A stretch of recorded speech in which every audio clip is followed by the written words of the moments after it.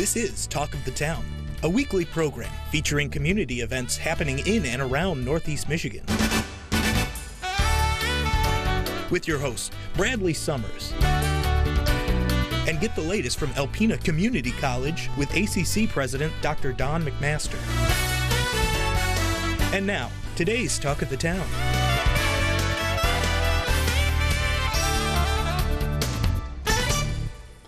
Good morning and welcome to Talk of the Town. I'm your host, Bradley Summers, and this morning our first guest is Don LaBar from the Alpena County Library. Hey, Don. Hi, thanks for having me. Hey, thank you for being here. Absolutely. So I understand you have some exciting new partnerships to talk about today, most notably the U of M internship opportunity that you have. Yeah, absolutely. We're very excited about this. We're working with the graduate program for the Library Sciences over at University of Michigan.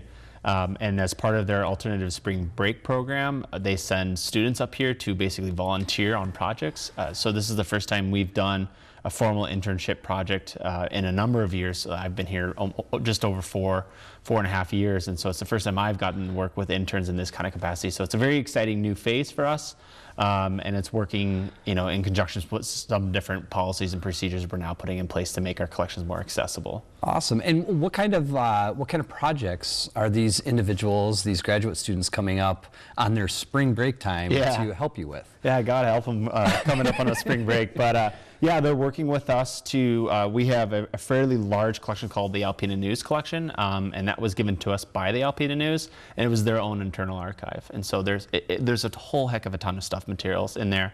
And one of the best things that I like is that between 1963-64 to 1987, we have a series in the collection, as we would call it, of newspaper negatives. So if a photographer went out to the county fair and took photos of the county fair in 1967, they might have taken 30 photographs. Well, for the newspaper, they might have only used one of the photos. So potentially, we have all those. So it's a really exciting collection, but because of the format in which it was given to us and the way it is, it's very fragile, it's very sensitive, and it's very hard to use. You have to know, the exact dates of what you're looking for. There's a lot of, it's not the easiest thing to get a hold of. So these students are going to be working with us to establish kind of the guides or the workflows for future employees, volunteers, and interns, so that we can have this nice big project that's defined, so that at the end product of all this and the years of work that will have to go into it is a really usable product. And so, if someone comes in and goes, hey, I'm looking for a photo of this building downtown for a grant, we might be able to show them, hey, this building got its mid-century modern facade in 1968. Here's the before, here's the during, and here's the after. Oh. So that's a lot of potential power and importance to this community. So the students that are coming up are really jazzed about working with us on that one. Wow, and it sounds like a really big project to be able to be involved with. Yeah, so they're just doing, they only have 3.5-4 days to work with us, so not a lot of time, but just enough to kind of get it started. If I've done my math right, estimated there's probably somewhere between 40 and 50,000 individual negatives in this specific series. So it's huge. So it's not going to be like all done tomorrow. But this is just the start, and we're really excited about that part. So I mean, they're coming up really to set the precedent of how it's going to look potentially here in the next year, 2 years, however long it takes to go through the archive. With projects this big, you really have to make sure you do your homework in the beginning, because you don't want to change everything midway through, because midway through might mean 20,000 negatives. So that's a huge shift. So these students are going to be bringing what they're learning in the classroom into a working environment, working with someone that's a full-time archivist, and working together and having something of substance at the end of this project for them. That's incredible. And a lot of this too is what we talked about just before we came on today, was the increase of the archive space. Yeah, absolutely. So we're working internally on a program called Archive Space. I always explain it to people, it's our version of Google. So if someone's like, hey, what do you have in your collections? Well, in theory, once we're done inputting this information into our Archive Space instance, it basically acts as a Google search. So if you want to find photos, or you want to find references to the Boys and Girls Club because you got an anniversary coming up, or you got a fundraiser, you come to us. We could show you that online link, and you could search it and go Boys and Girls Club, and it can go, oh, well, these are all the different collections that have a reference to the organization. And then you could work with us to go, hey, I want to access these things for my project I'm working on. So it's a really important step in our department and its future growth. It's a very big step. It's a very intense step. But it's also really exciting because I'm very big in, I want the people to have the power to search the collections, not just have it be kind of the magic, hat out of the, rabbit out of the hat kind of trick, but really making people understand what we have and the diversity of collections we have. Well, and it's also another way to engage the community in the archival history of what's here. And like you said, being able to go back to look at historical pictures of buildings before and after, and it's a way to engage the community on understanding where we've come from, where we're going, and what the future could look like. Yeah, absolutely. And we've used specifically from that collection alone, we've used images from that and researched into that collection, and that's helped us build our Lost Buildings exhibit that we have had in the library for the last month and plus, that talks about urban renewalism during the mid-20th century and how that national trend even affected a place like Alpena, and all the facade changes and the building changes, off-street parking, the loop as it was called then, but basically the way that the traffic flow is downtown, there's a reason for it. It's all from that time period. So it's a really awesome collection to work with, and so making it more accessible, making it more robust, I think is going to be a really exciting future for the community in terms of understanding their own history. That's incredible. Yeah. And it's nice too, because if people still think that we just do logging around here, they will understand our history. Yeah, I understand maybe a little bit more nuanced now. Yeah, absolutely. So, and you have some programs that are coming up, one with Association of Lifelong Learners. Yeah, we do. That's February 29th. It's either 1 or 1:30, I can't remember off the top of my head, but we'll be working with them. We'll be talking about the Lost Buildings exhibit that we made, but also talking about the history of that time period in urban renewalism. I'll be doing that with my co-presenter will be Ann Gentry from the Alpena Downtown Development Authority. Our two organizations work together to create this little micro exhibit, so we're going to go to ALL and present on that topic as well. That's really cool. And then you also have another opportunity with League of Women's Voters. Yep, and then we're doing one. They're hosting us at the library March 18th at 7 p.m. We'll be talking about women who shaped Alpena. So we'll be focusing on a range of women who've done amazing things, from being suffragettes to being the first of their, first female in a position locally or internationally or in the state. So we have some really amazing stories. It's always changing, so every year is a little bit different. You might see some repeats, but we always try to keep it fresh because there's just so many stories to tell. It's a fun one to do, and it's always evolving. So we'll be doing that one on that Monday, March 18th.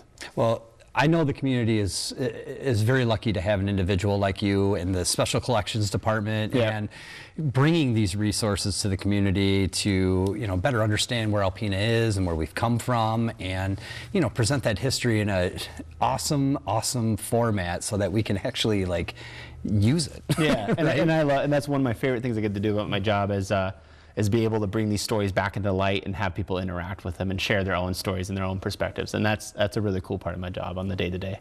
Awesome. Well, Don, thank you so much for being here. Yeah, of course. Much appreciated. Yeah, happy to be here. And always excited to talk to you about all the great things that are going on at the library. Thanks.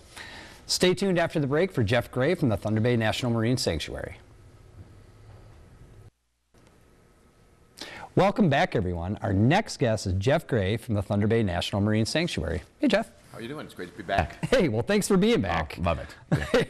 Yeah. The last time we were here, you had a special guest from University of West Virginia? No, he was from the Department of Defense. ICE, yeah, Yes. a naval aviator, yeah. He's got a cool name like ICE. So I totally got that wrong. My bad. But we talked about the Silent Swarm event, and that event coming to Alpena and all the great things that come with that. Any updates on that? Yeah, there is. He was here for kind of a pre-meeting. We had about 150 people here about 2 weeks ago that were here for the week.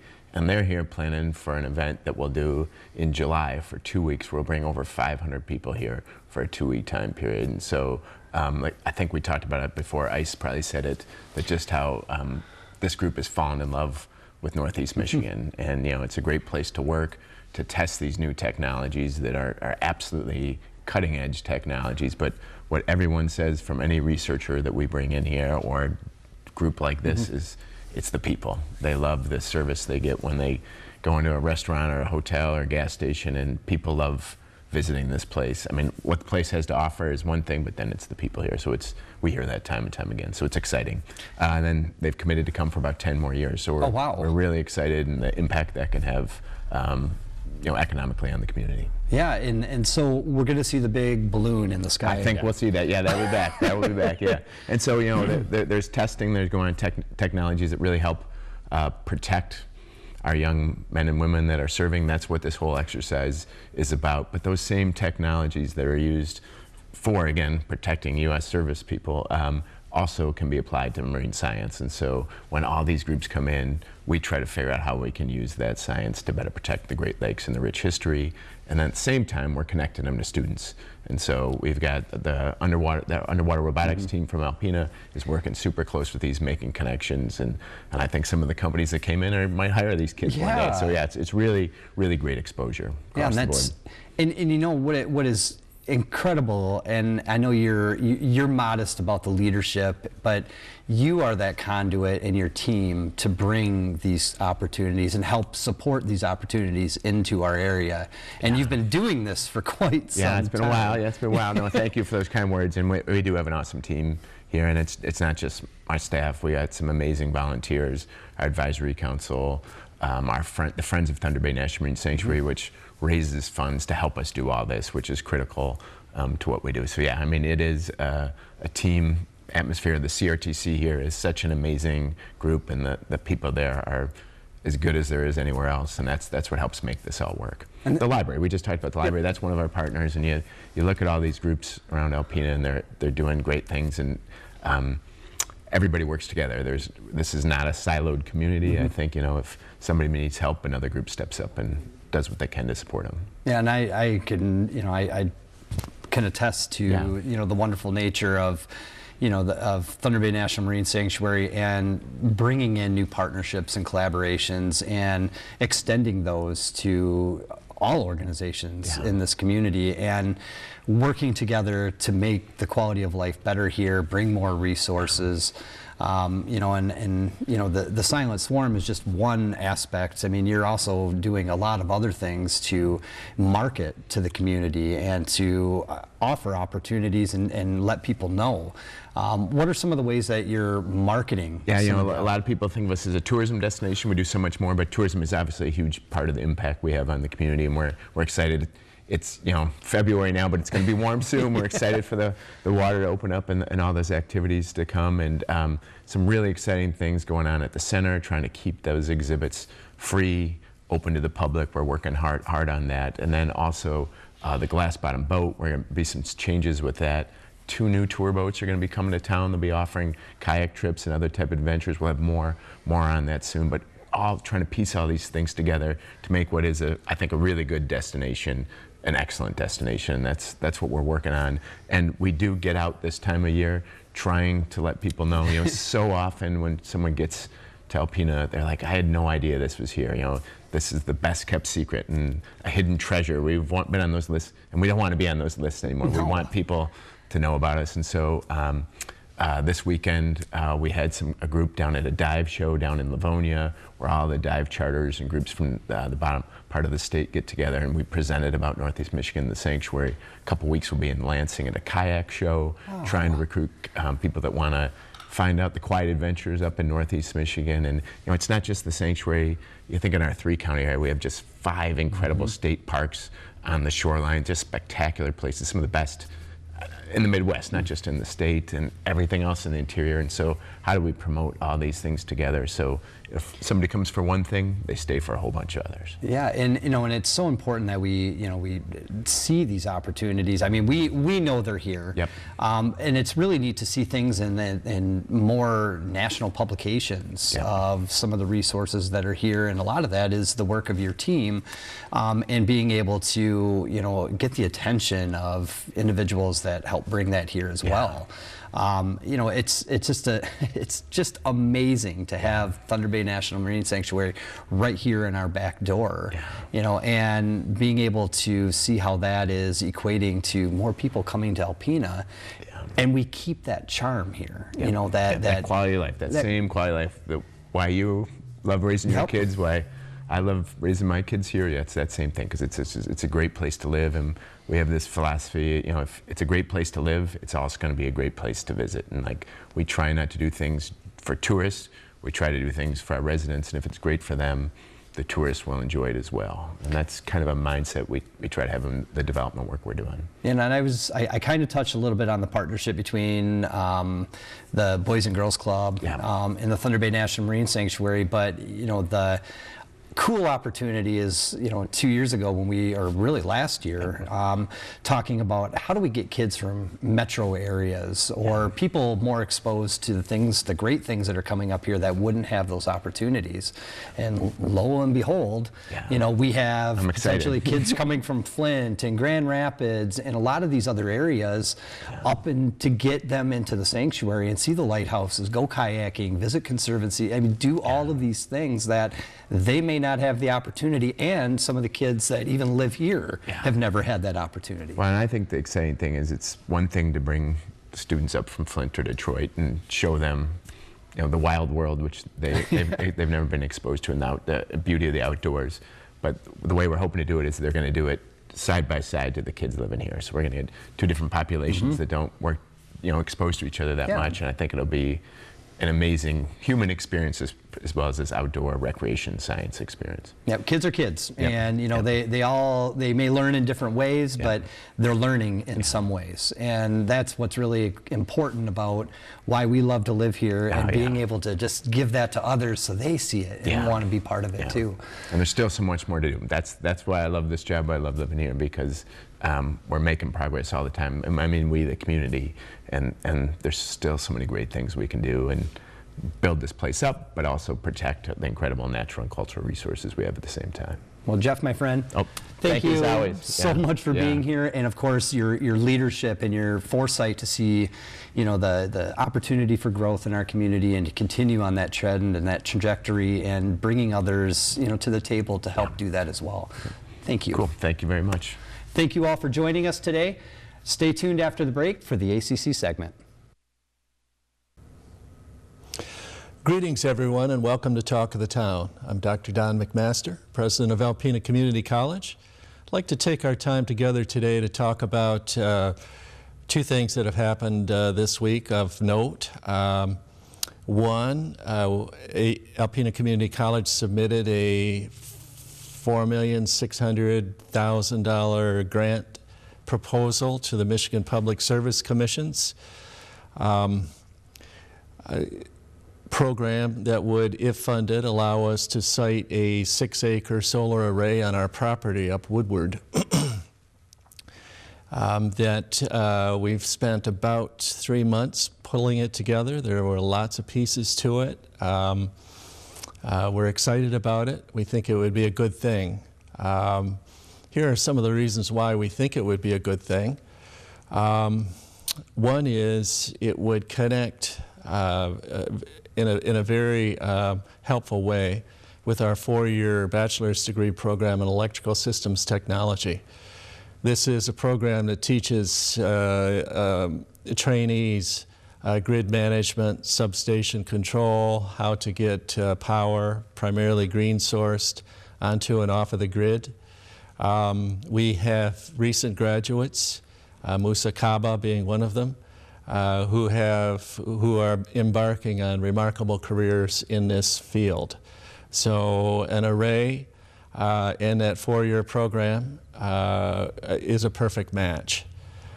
Secondly, it's helpful to our partner, Alpena Power, who, like all utility companies, electrical utility companies, is being urged to source more power from green sources, and this will help them. Third, for us, it will cover virtually all of the electrical utility needs of our main campus. So this 6-acre array would generate power that we use on main campus. And then the fourth thing, I think, is more long range, but there's been a lot of development up Johnson Street, starting from the hospital down past the museum, what Jeff Konchak is doing, where the jail used to be, what the college has done at Van Laer Hall, and what they're doing with welding and manufacturing, searching, and soon will begin to add more housing. Besser Company thriving. Austin Brothers doing what appears to be a really good business. Boys and Girls Club, NOAA. So that Johnson Street corridor is an area of real development for Alpena Community College and the city of Alpena. And that spur up Woodward toward Hamilton is a likely next step. And this project minimally allows us to get electrical power from where it ends off at the soccer fields down to where the site would be, adjacent to the disc golf course. So there is some power that comes in off Hamilton to the Humane Society, but from the soccer field to the Humane Society, there's no power. So this is a helpful piece, kind of a first step in the long-term probable development of that area.